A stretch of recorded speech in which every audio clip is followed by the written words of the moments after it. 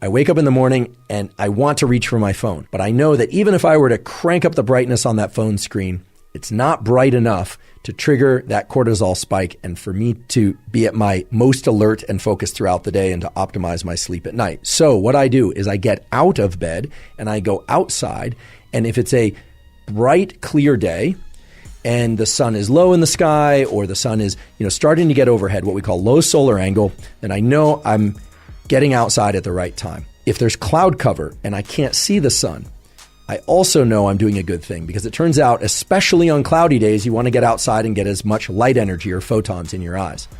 But let's say it's a very clear day and I can see where the sun is. I do not need to stare directly into the sun. If it's very low in the sky, I might do that because it's not going to be very painful to my eyes. However, if the sun is a little bit brighter and a little bit higher in the sky, sometimes it can be painful to look at. So the way to get this sunlight viewing early in the day is to look toward the sun. If it's too bright to look at directly, well, then don't do that. You just look toward it, but not directly at it. It's absolutely fine to blink. In fact, I encourage you to blink whenever you feel the impulse to blink. Never look at any light, sunlight or otherwise, that's so bright that it's painful to look at because you can damage your eyes. But for this morning sunlight viewing, it's best to not wear sunglasses. That's right, to not wear sunglasses, at least for this morning sunlight viewing. It is absolutely fine to wear eyeglasses or contact lenses, so-called corrective lenses. In fact, those will serve you well in this practice or this tool because they will focus the light onto your neural retina and onto those melanopsin intrinsically photosensitive ganglion cells.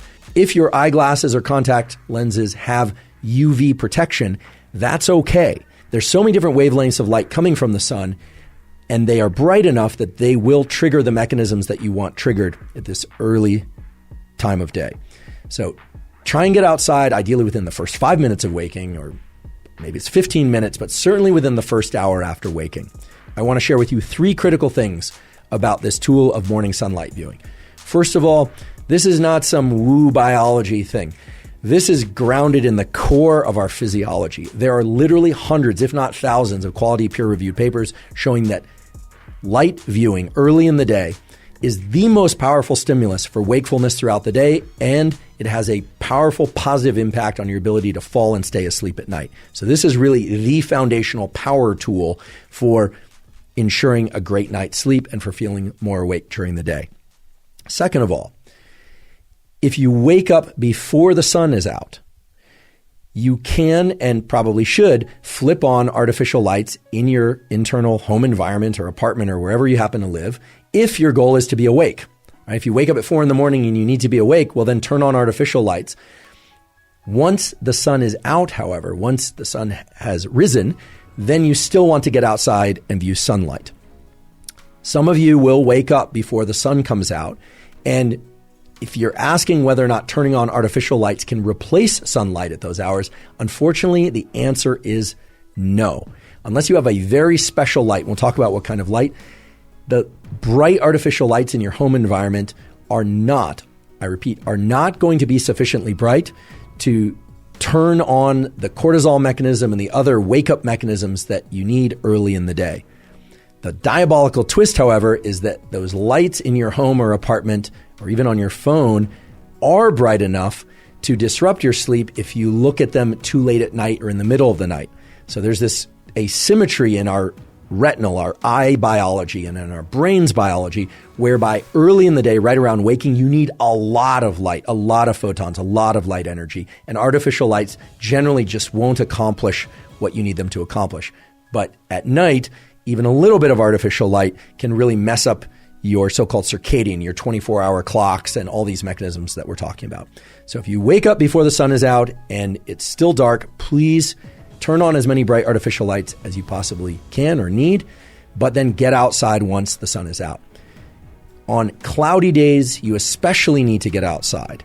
I repeat, on cloudy days, overcast days, you especially need to get outside and get sunlight. You just need to get more of it. Now, how much light and how much light viewing do you need? This is going to vary depending on person and place, literally where you live on Earth, whether or not there's a lot of tree cover, whether or not you're somebody who has sensitive eyes or less sensitive eyes. It's really impossible for me to give an absolute prescriptive, but we can give some general guidelines. In general, on a clear day, meaning no cloud cover or minimal cloud cover. You want to get this sunlight exposure to your eyes for about 5 minutes or so. Could be 3 minutes one day, could be 7 minutes the next day, about 5 minutes. On a day where there's cloud cover, so the sun is just peeking through the clouds or it's more dense cloud cover, you want to get about 10 minutes of sunlight exposure to your eyes early in the day. And on days that are really densely overcast or maybe even are rainy, you're going to want to get as much as 20 or 30 minutes of sunlight exposure. Another key thing is do not forget about, just don't try and get this sunlight exposure through a windshield of a car or a window, whether or not it's tinted or otherwise. It takes far too long. It's simply not going to trigger the relevant mechanisms. You would be standing there all day trying to get enough light into your eyes from the morning sunlight, and by then, the sun will have already moved from low solar angle to overhead, and it simply won't work for all sorts of mechanisms related to your circadian rhythm functions. So just don't try and do it through a windshield, sunglasses, or a window. It's just not going to work. Get outside. If the weather is really bad or for whatever reason, safety reasons, you cannot get outside, well then I suppose try and get near a window. That would be the last resort. But you really want to get outside to get the sunlight exposure.